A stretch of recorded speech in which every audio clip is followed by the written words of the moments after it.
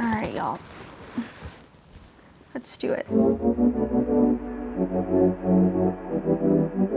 What's up, everyone? Welcome back to Here's the Thing.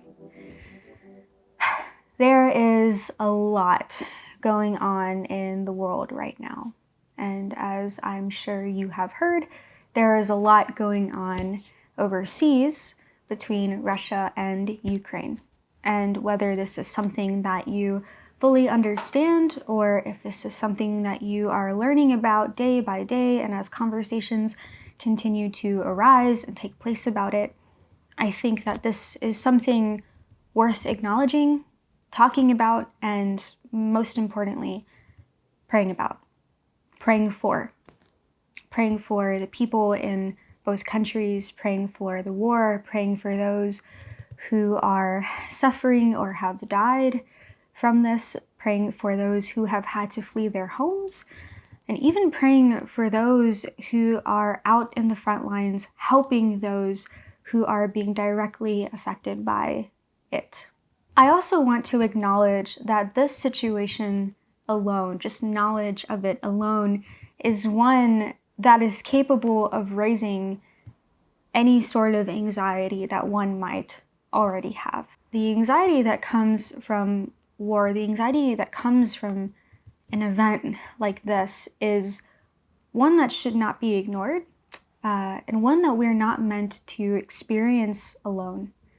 I just want to affirm you that this is a time that we should be leaning not just on God, but leaning and depending on our communities, entering into solidarity with those who are experiencing the same thing, entering into solidarity with those that are experiencing this firsthand. Our anxieties and our worries are not something that we're meant to battle alone, and there's something that we're called to bring to the Lord, to lament to the Lord our frustration, our anger, our despair, our anxiety, our worries, our concerns.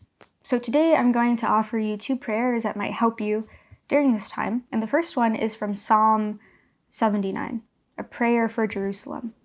It says, "Before our eyes make known to the nations that you avenge the blood of your servants which has been poured out. Let the groaning of the imprisoned come in before you. In accord with the greatness of your arm, preserve those doomed to die." I think we can also say, preserve those who are afraid, preserve those who are anxious, preserve those who are concerned for their family and for their friends, preserve those who are concerned for themselves. Jesus himself talks to us about the efficacy of prayer and fasting, telling us that we don't need to worry about what we are to eat or drink or wear, because our Heavenly Father is aware of all of our needs and will provide. In fact, he says, whatever you ask for in prayer with faith, you will receive.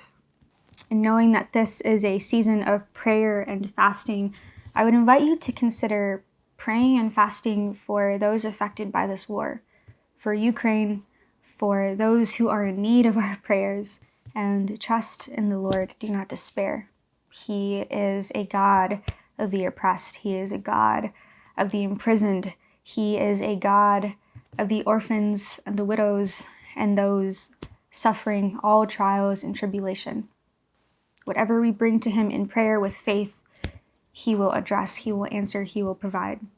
And I think that is a hope that we have to sustain and keep alive and pass on to those who are worried and anxious about all of this too. So stay holy, my friends, and I will talk to all of you very soon. Bye.